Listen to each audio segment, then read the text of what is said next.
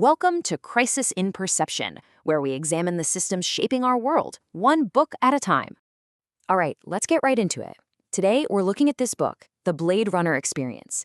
It's a collection of essays that really digs into a fascinating puzzle. How did a single sci-fi movie from way back in 1982 end up having such a massive, long-lasting impact on our culture? And, it is a real puzzle. Decades have passed, and the film's influence just keeps getting bigger.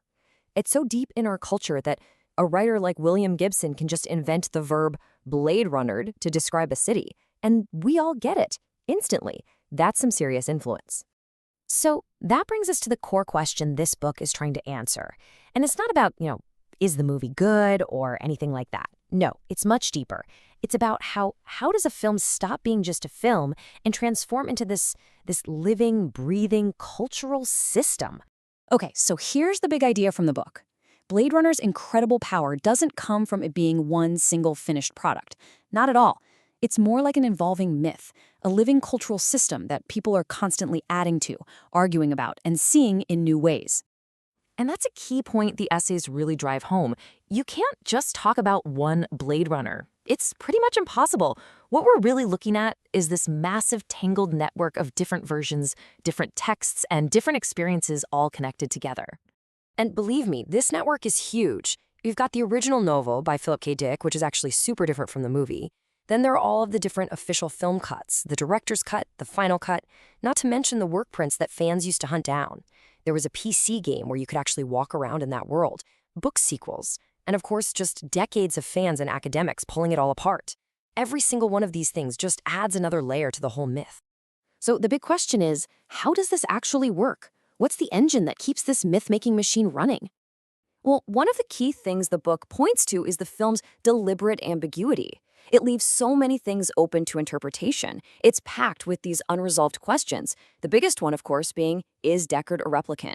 And it's that very open-endedness that just pulls people in, making them want to watch it again and again, looking for clues. And that right there is a core insight. The fact that the film doesn't wrap everything up neatly isn't a bug, it's a feature. It basically creates this feedback loop. It turns fans and critics into detectives, all endlessly debating what it all means. And all that activity, that constant conversation, that's what keeps the world of Blade Runner feeling so alive. Another huge piece of the puzzle is its look, its aesthetic. The whole vision of that retrofitted, rainy, neon-drenched city, it basically became the operating system for how we imagine the future. You know the one, giant corporations, environmental damage, that whole high-tech, low-life vibe. For decades now, so many other stories, games, and films have borrowed that visual language, which just cements Blade Runner's influence even more. The book offers a really powerful metaphor to help us wrap our heads around all this. Think about it this way. The myth of Blade Runner is just like its city. It's constantly rebuilding itself on top of its own foundations.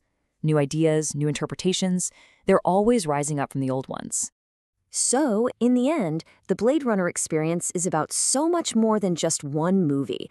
It really gives us a whole new way of looking at how culture itself actually functions. It really shifts our perspective. We tend to think of a movie as this finished product, right? Something you just watch and consume. But this book flips that idea. It shows us how something like Blade Runner is actually a dynamic, participatory system, a system that's never really done because we, the audience, are always a part of building it.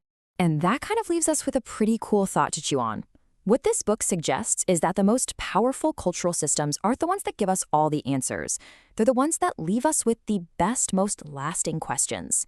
And that really makes you wonder, doesn't it? What other cultural systems are we all living inside of right now? Maybe without even noticing. For the full, long-form deep dive into this book and its ideas, follow the link in the description. If you enjoy this kind of systems-level analysis, please like, subscribe, and comment with books or topics you'd like us to explore next.